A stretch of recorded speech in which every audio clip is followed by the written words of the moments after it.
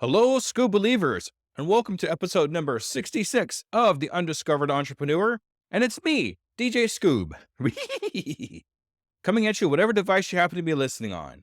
All right, so first of all, we're going to talk about the Skoobeliever of the week. The Skoobeliever of the week is Snow Leopard. Now, Snow is actually a really good friend of mine. I happened to just recently join TikTok, and he saw me, started liking my stuff. So I just want to give a big shout out to one of my biggest Skoobelievers out there, Snow Leopard. You can find him on TikTok at snow_leopard_and_tarot. So check him out in the show notes if you want to see anything to do with him. All right, today we are talking to Jen. Now, Jen is an amazing person. She's actually building a course to help tweens and teens through life's experiences and making sure they have the tools that they need to be able to navigate teenagers and the teenage life. I got to tell you, I do make a little point in here, and I'm going to make it to you now too. The teens of today and what they're experiencing now is a whole lot different than, say, the teens when I was a teenager. She helps these teenagers navigate the current events and how things go. So let's take a listen to Jen. Salutations, Skoobelievers, and we are here again with another amazing, brand spanking new entrepreneur. Today we're here with Jen. Hi, Jen. How are you? Hi, Jesse. It's good to be here. I'm well. How are you? I'm fantastic. Thank you so much for being on the Undiscovered Entrepreneur. I really appreciate you being here today. It's my honor. All right. Thank you so much. All right. So I have one kind of semi-serious question to ask you, okay? Bring it. Oh, bring it. I like it. All right. Are you a Skoobeliever? Absolutely. Everybody should be. That's right. I think I agree. Spread the word. That's right. All right. Thank you so much for being a Skoobeliever, Jen. I really appreciate you. Okay, so what I'd like to do here is just get a little bit about who you are, how long you've been in your entrepreneur adventure, and what that actually is. Okay. I am a licensed psychotherapist. I'm a licensed clinical social worker in the state of California. And a little less than a year ago, I got this notion that was really a long time brewing. I just didn't know it, just under the surface.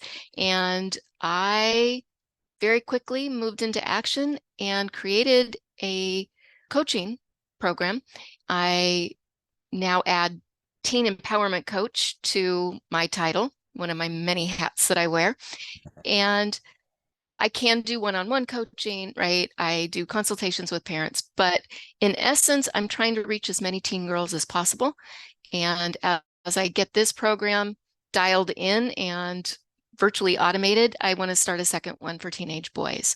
Similar challenges, but they obviously present a little bit differently.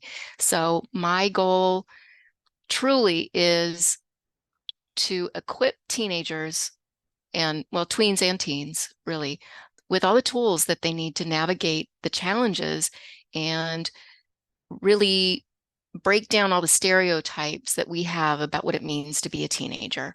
Because the reality is it can be a challenge. They can get themselves into all sorts of drama and create trauma for themselves, or we can give them the tools that they need so that they can actually embrace the power and the potential of what adolescence is supposed to be providing them. And so I'm on a mission. Nice. That's awesome. And the father of 3 kids, my current one is 17, so I've been in there too a couple of times. You really don't know what to... I have 2 teens of my own. Yes. You really don't know what to expect. It's funny because we set ourselves in when our teens. So we think that our teens should be the same as their teens. And it's really not. We're living in a whole different world now than when we were teens, right? I have this conversation all the time, even with my own husband. Yeah. 80s and 90s was a whole lot different than 2023. I got to tell you, this is 2023 for anybody in the future. But my son was a COVID child, where his development happened during COVID, which really stopped a lot of his social aspects of his life. And I'm seeing that now. So, and I mean, that was really one of the motivators, right? Like it wasn't any one thing. That's why I said it was bubbling under the surface for a long time. Really, for well over a decade, I've been on my soapbox about school districts needing to provide more social emotional curriculum so that kids learn how to be resilient. They learn how to create flexible mindset. They learn how to communicate effectively and address conflicts, how to be assertive, how to really learn what self-care is. These are all things that are teachable, but we don't overtly teach them. We just expect them to magically know them or to learn through osmosis. And I've been preaching and pounding on doors and making myself known. And then in my therapy practice, I see this staggering increase in mental health crises, particularly among teenagers, right? And it's across races, it's across socioeconomic statistics, it's across the board. It's the reports of mental illness among our teens has been raised by over 60% in over a decade, as young as 10, right? So you couple that with an already existing need to provide them actual skills and education, and then you throw in 2 years living in isolation, missing all of those growth developmental milestones, right? And ironically, I saw greater difficulty when they transitioned back to living their life in person, because they're so used to hiding behind the screen, and there's so much digital stress, and they lack these skills. So the engagement is just off the charts stressful for them. So all of these things combined was just like, I guess I need to get off my soapbox and just start doing. And doing you are. I really find that a lot of teenagers nowadays, instead of coming to adults or parents, will actually look somewhere else, aka YouTube or online, to find the information that they need. Because, like we said before, the information for me is going to be 20 some odd years old, so it doesn't work. So, do you find that a lot? That is the case, but part of that is what's happening developmentally in adolescence. And that's what I try to help parents understand. Your kid's not tuning you out because they don't care, or they think you're stupid, or they don't love you, or whatever. Their brain is naturally wanting to seek out other voices and other information and to figure things out on their own, separate from that's part of their individuation process. I'm not a big fan of the self-diagnoses happening through TikTok and YouTube, but I do love that kids are acknowledging that there's need for information and trying to seek it out. And that's what's most readily available. All right, and that's what you provide in your business. It is. So I set it up to be one-stop shopping, really. And I know everybody says that, but I truly have tried to streamline it to not overwhelm their already overwhelmed systems. And parents, that by the time they're reaching out to me, a lot of times it's coming from a more reactive place of, I don't know what to do anymore. I'm still creating, but I'm trying to stay ahead of them. Video modules, right, that they can watch on their own. I divide it up over 12 weeks, but honestly, they can watch it in whatever order they want. I do twice weekly live coaching calls where they get to ask any questions. We can actually dissect what they saw in the video, apply it to what's happening in their life. It's a place to ask questions and really create a little kind of mini sisterhood, because their social brain is so much in charge right now that being able to learn with, their peers is a really important aspect for that connection. And then we do a private group. All the coaching calls are recorded so that they can go back if somebody has to miss it because they've got dance practice or they've got soccer practice, right? They can let me know if they have any questions and I'll address it in the coaching call. And then they have it to refer back to. I don't know about you, but a lot of times I listen to something and I'm like, oh yeah, that's great. And then a day or two later, I'm like, crap, why didn't I write that down? So they can go back and always have that for reference. And then when they complete the program, they have the option of staying on for the group coaching calls every month, just because that accountability and that reinforcement is a really important thing as they're developing these tools. Otherwise, they just stop using them. And I tell them, I can go to Home Depot, I can buy every tool in the place and have this ginormous, pretty, shiny toolbox. But if I don't open it, and if I don't practice and get comfortable using those tools, it was a waste of my time and money. It's an opportunity. It's not a have to. This isn't school. I don't grade them. I don't judge them. It's an opportunity for them to develop what they need so that they feel confident, right? They feel connected. They feel good about themselves, because it's absolutely possible. It can go either way in adolescence, right? Yes. I can seek my dopamine hit with healthy activities, or I can do high risk activities, right? There are high risk activities that are potentially healthy for me, and there are those that are potentially deadly. We want to help them harness and understand the power of the adolescent brain so that reminds me of Spider-Man, right? With great power comes great responsibility. Their brain gives them virtual superpowers if they learn how to use them responsibly.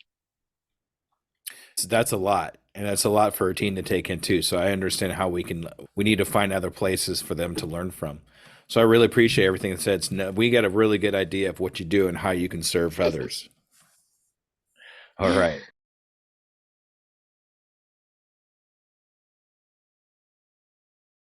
I'd like to know what we touched on a little bit. What I'd really like to know is what actually got you started in this business? What was the catalyst that set things off for you? In coaching specifically, obviously, I've spent my entire adulthood in service, right? As a social worker, as a therapist, as an advocate. This really started, I think the seed was planted a little less than 15 years ago. I was contracting with the very affluent, competitive, very large school district. And while I was there, I was contracted to work with a very specific group of kids, and the needs were just so great. And if you build it, they will come. And once I started providing, then it was just like, we need more, and there's more. And in the midst of all of this, the city, this district experienced what we would deem a suicide cluster. So there were multiple deaths of adolescents in very dramatic, very permanent ways, and many other attempts. And so I ended up for a little over a year spending most of my time identifying, triaging, intervening, safety planning, and occasionally hospitalizing these youth. And again, given my background as a trauma therapist, that wasn't totally out of the realm of my toolbox, but it was just heartbreaking, and it was so concentrated because suicide becomes contagious. And their underdeveloped brains really aren't able, I shouldn't say they're not able, without the tools, they don't stop and think about the longer range plan and the impact. They don't really stop to think about the permanency of it. So that was when I started pounding the loudest about the need for social emotional curriculum, because I got tired of hearing people say, the grades are too hard, right? The competition is too much. That wasn't it. It was their inability to manage the stress. It was the fixed mindset, the expectations of what it meant to be successful, right? It was the lack of tools for them to navigate that and to know when and how to seek resources when it was feeling too much. And so that just really took my commitment to a whole nother layer. And I have spent my entire career in a reactive mode of helping people heal from trauma. And no, we can't always intervene, but when I work with adolescents, so many of the traumatic experiences they bring into this space that then we work to heal would have been preventable if they really understood some of those pitfalls, and they could have understood alternatives. And so I'm all about wanting to create an avenue that's more proactive than reactive, because there's just not enough of it. That's very true. That's very true. And it's amazing to me when we sit down and really think about it, what actually happens to us doesn't just affect us. It affects everybody around us too. And a lot of people don't think about that. They just think about this is just going to affect me. No, it's going to affect family members. It's going to affect friends. It's going to affect more people than you really think. And that goes with, that goes with just about everything that we do. Whatever you do with us or whatever we do around us is going to affect other people, positive 100%. or negative. 100%. That's one thing I really focus on teaching my clients in both of my businesses, is to understand the difference between control and power struggles. And when we can shift to understand what we can control, then we see just how much influence we actually have on the world around us. Exactly. And that's very powerful. That's very powerful. All right. Good words. Thank you, Jen. I really appreciate that. Sure. All right.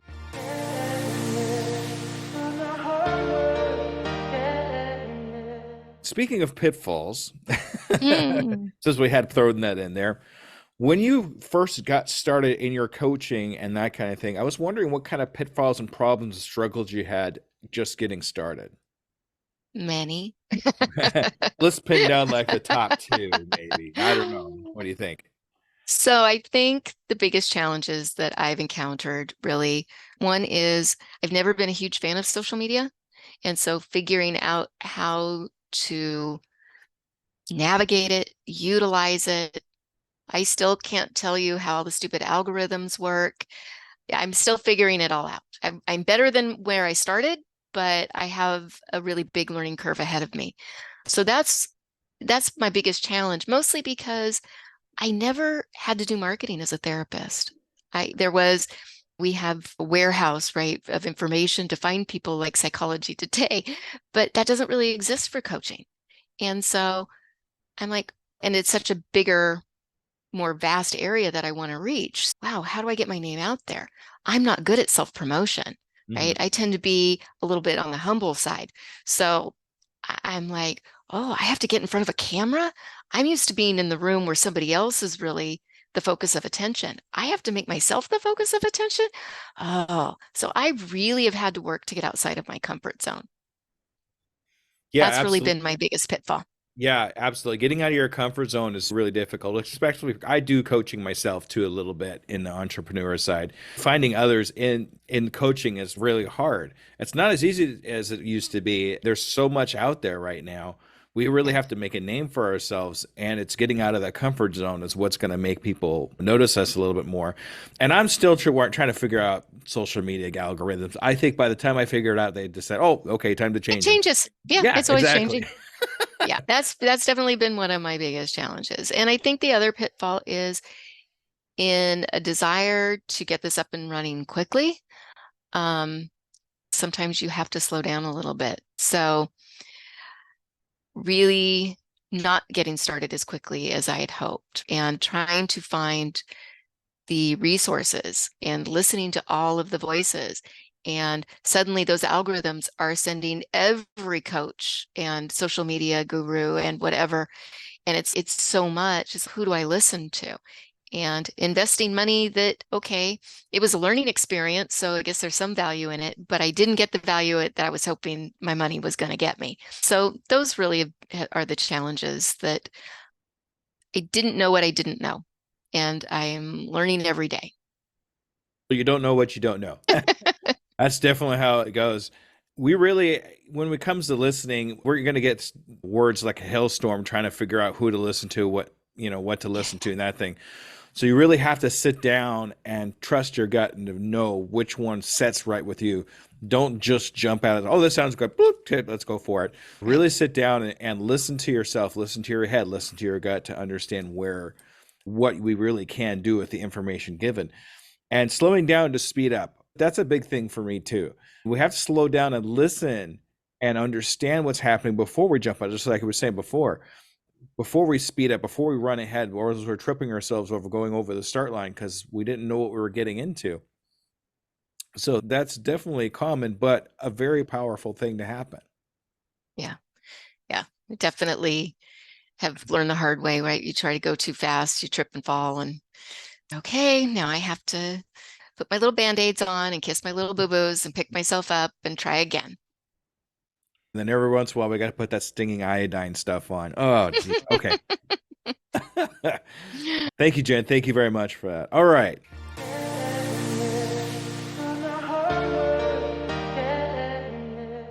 I was just curious. I know you've been doing some other things too, but what influences do you have in your business? Do you have any mentors or anybody like that that keeps you moving forward?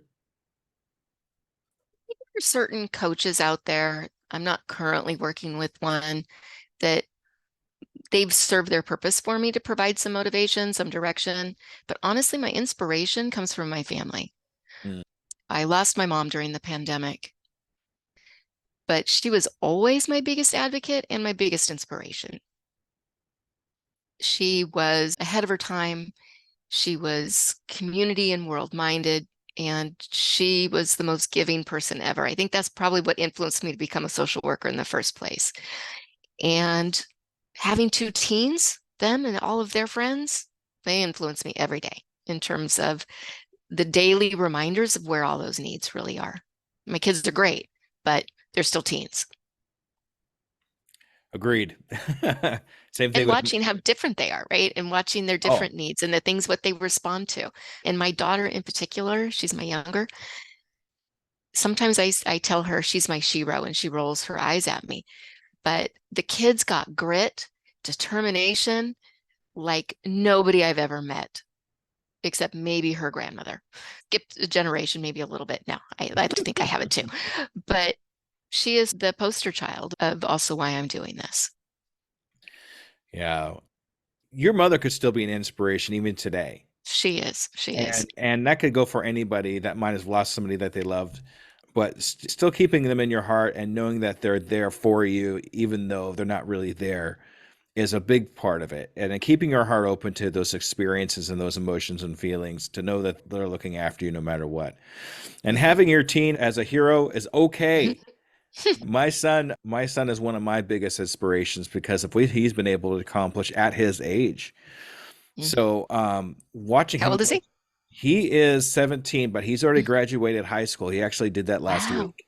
Congratulations to him. Oh yeah, he just tested out. Says, I'm done with this. I'm finishing school now. So I don't blame him. no, but he did have to fight for every inch of where he had to be and where he got to. And watching him go through the things that he did is really inspirational for me to keep moving forward for what I'm doing. So there's nothing wrong with having your kids as one of your heroes or one of your mentors or anything like that. Heck, my son even gave me my tagline: "I can, I am, I will, and I'm doing it today." He said that I when he love was that. 6. Oh, I love that. Yeah, and between the two of us, we've kept that alive. And he's 17 now, and we still live by those words to this day. Hopefully you have them posted in your home somewhere. All over the place. Good. All over the place. Yeah, so it's pretty awesome.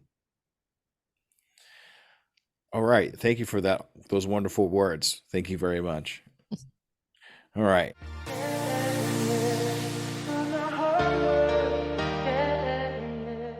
Here's one of my favorite questions, and I always get a different answer every single time is, when will you know you've made it? When will you know you've made it to the point where this is where I want to be? This is exactly where I want to be at this particular time. Can you explain that to me? Thanks. I feel like I have very contradictory answers to that. On the one hand, I feel like I'm where I'm supposed to be in every moment. The journey is not over until I'm dead. And on the other hand, I think that as far as this particular journey goes, when the narrative about what it means to be a teenager or be the parent of a teenager changes, I'll feel like my job is done. When rather than parents go, oh, wait until they're teenagers. Oh, you have 2 teens. I'm sorry. I hate that response. I want the response to be, oh, teenagers, how exciting.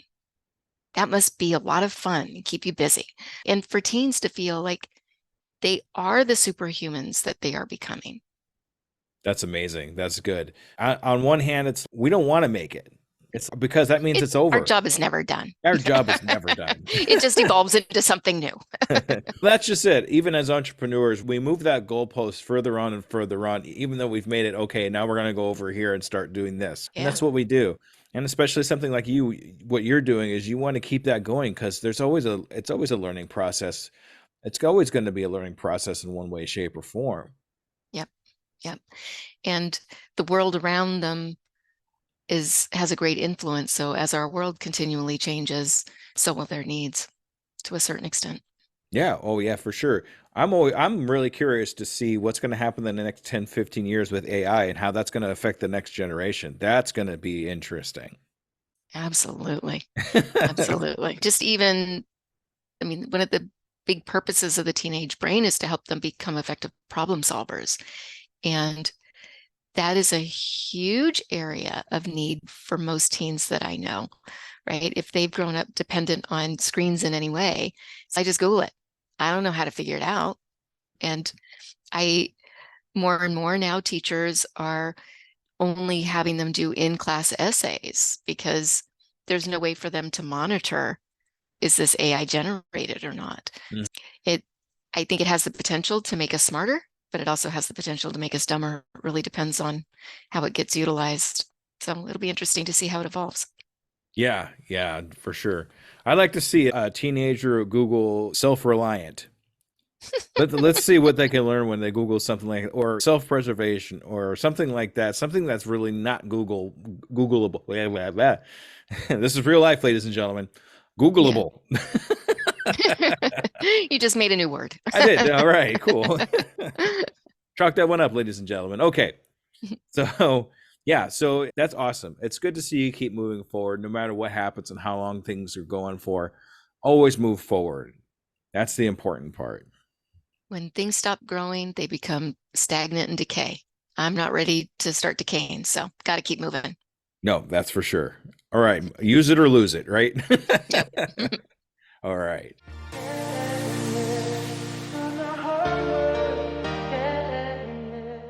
If I like this one too, because this gives a lot of information. If you met somebody that wants to do a similar entrepreneur adventure as you, what advice would you give them? What steps would you have them take?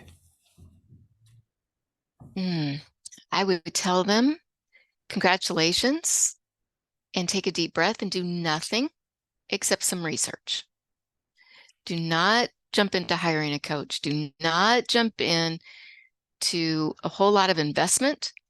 And mostly do not buy into these coaches that say 5K your monthly income in 60 days. Is it possible? Sure. And it does happen, but that's not the norm. So have some realistic expectations of yourself. If you do a coaching program, there's some good ones out there. When I did, it didn't quite live up to my expectations, but it was helpful in terms of some foundation and it was a generic blueprint, and it gave me a starting point because I really didn't know. I'll be honest. I used to be one of those people that would say, oh, life therapists, right? Stop trying to do my job. I have the training. And that said, over the years, I've met some wonderful life coaches, but I've also met some that have done more harm than good. When I had this idea, I was like, what am I thinking going into coaching? I did not work all this time to become a therapist. But on the other hand, not everybody's going to do therapy. And like I said, most of the time therapy is going to be reactive. Why is it that I can't just encapsulate what I teach my clients in as part of the therapeutic process in and of themselves, right? Anybody who's skilled enough is capable to teach them. I went to schools to teach them. Those aren't therapists.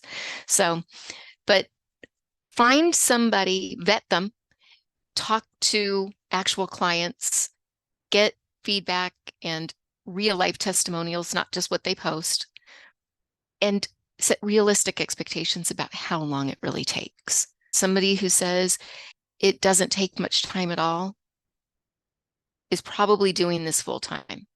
And many of us, to get this started, have to have other income. We don't have, there's only so many hours in the day. And, oh, you have a family too?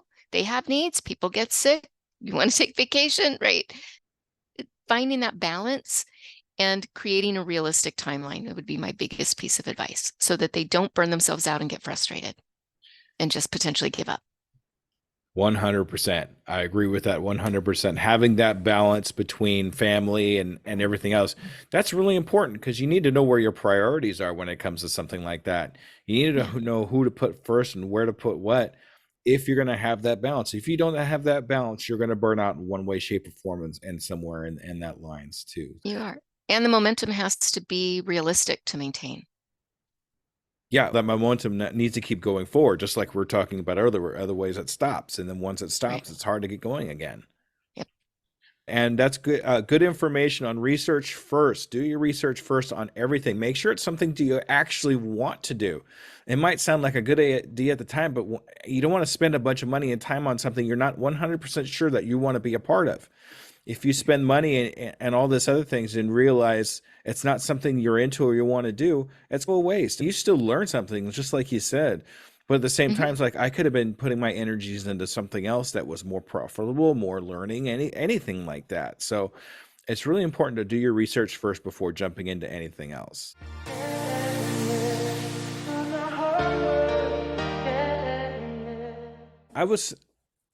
this is a question I like. If I was looking to hire somebody with your talents, but I have found two other people that charge similar, that have similar credentials as you, what would set you apart from these other two people? First of all, I'd say vet all three of us because I feel like the relationship in the coaching world matters, right? But you're going to come back to me. I'm just going to be honest. Because my program is so comprehensive, right? Because I'm so available to my clients, because they also can send me messages 24/7 and I'm really responsive. I've got 30 years experience doing this. I'm a licensed therapist. I don't have to be a therapist to teach this stuff, but that's a major bonus. Mm. You're going to be hard pressed. And I have to walk the walk and talk the talk because I raised two teens of my own. You're going to be hard pressed to find somebody with all of those boxes checked. All right. That's you're hired. Okay. No, that's good that you have the experience behind you. You have the drive. It totally sounds like you have the drive, and it's especially something like this too. You need to be very responsive because sometimes minutes count in some Yeah, aspects. sure. So it's good to make sure that you're there for them. So that's awesome. Thank you so much for that. All right.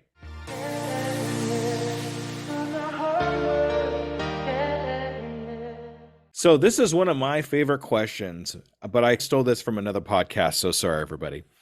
But what is the one question you wish I would have asked you but didn't? I always miss one really good question that everybody's ready for, got the answer for, but I never asked the question. So what is that question, Jen? I don't know. We've talked about my why. What's it look like?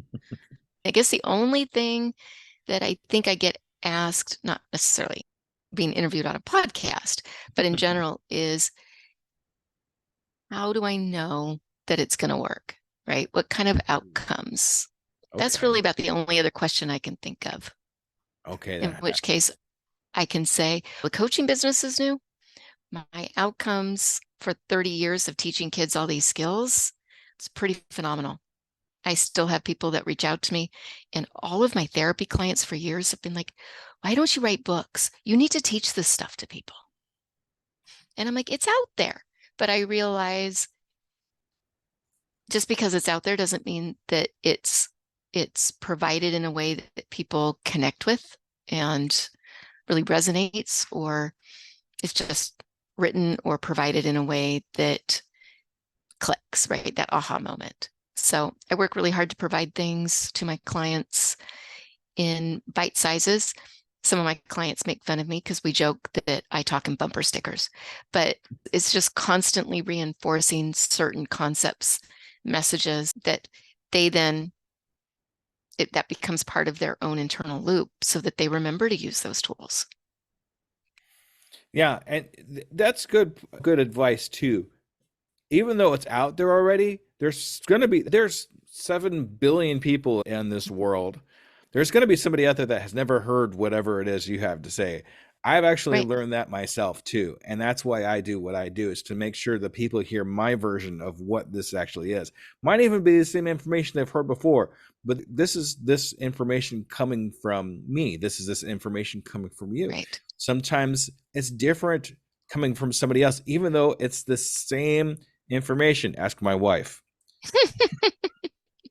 I But we told each have our unique filter and perspective, right? And Yeah, so that's it, it's going to be delivered differently. and that's what makes us different in who we are. Is even though it's the same information, when it's said differently, worded differently, or even comes from a different tone of voice, it's going to resonate with somebody differently than it is from somebody else. And those are the people that we want to reach out to, because that's when we give them that good positive information.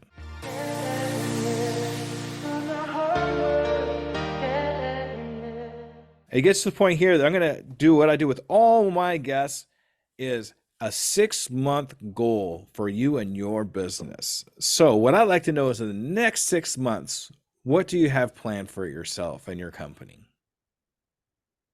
That is an excellent question. It's so hard to answer because there are so many things that I want to accomplish, and that is still one of my challenges, right? To the prioritizing. So one thing that will be done within the next 6 months, obviously, is I will have finished recording and probably gone back and updated the entire 12-week videos, the learning modules, right? I'd like to say that I will be where I am now with my boys program by then. I probably would give myself in the next year. I don't know about the next 6 months. The other really big goal really is the putting myself out there, right? The getting outside my comfort zone to find opportunities like you're providing me, right? Podcasts, speaking engagements, improving and getting in front of the screen on social media, all of that, right? To really be, it's not so much that I'm focused on the number of followers I have on social media, but that is a metric to say, how many people am I reaching to start to get my message out there, and the fact that I exist and this program exists. To a certain degree, yeah, that I would like to feel like I've put myself in front of the screen, in front of an audience, and tripled it in the next 6 months, if not more. All right. Okay, so here's what I got for you. In the next 6 months, that's all, folks. Let me try it again. In the next 6 months, your first 12-week modular done and available. Absolutely. And to get yourself out there and feel like you've actually made it out there, finding a little new ways to get out in the social medias and to get your name out there. So here's what I'm going to do. In the next 6 months, I'd like to have another interview with you, just like this one. And we're going to see. Accountability. That's right. Exactly what we're going to do. It's accountability. To see if you've actually made these goals. Are you okay with that, Jen? I would love it. I'm all about accountability. Okay, good. This is going to work for you. I have a really good feeling about this. Thank you. I do too. All right. So at this point, this is your time to shine, Jen. This is your opportunity to talk about what you do and how we get a hold of you if we want your services, and maybe how we get a hold of that 12-week module when it comes out. Absolutely. Some of it is recorded. And so right now, up to this point, refining the curriculum, I've been doing live coaching. So now I'm actually I've got the first 2 weeks done, starting on week 3 now.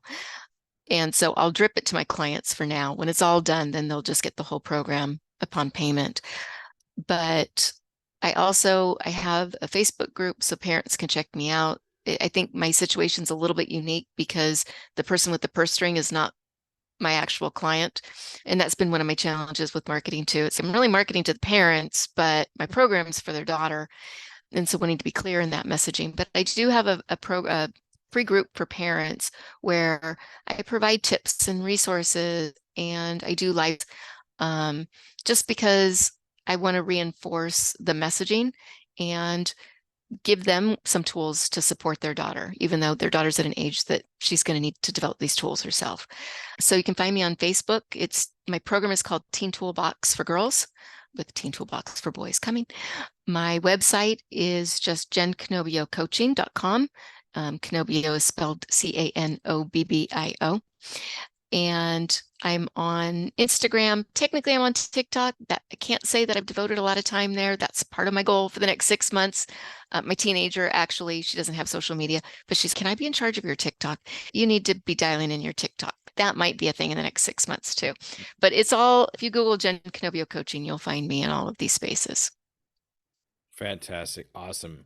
Thank you so much, Jen. It's been an absolute pleasure to talk to you today. Thank you for being on the Undiscovered Entrepreneur. The pleasure's truly been mine, Jesse. I appreciate you having me. All right. All right, Skoobelievers, thanks for joining us, and make sure you stay tuned for the wrap-up. All right, everybody, thank you. Bye-bye.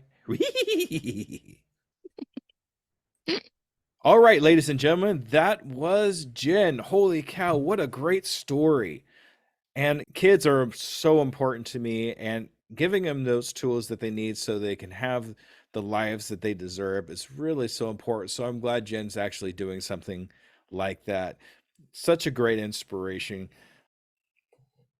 And practicing and what she's doing is hard. It's not going to be easy to get ourselves out there, especially when we're not used to being in front of a camera or anything like that. But she's doing it. That's the thing, too. That's the important thing. She's actually making progress. She's moving forward in some way, shape, or form. I find a lot of people that I talk to just stop. They stop. They be stagnant. They don't do anything more because they're too afraid, or they're afraid of what other people are going to think. We can't think like that as entrepreneurs.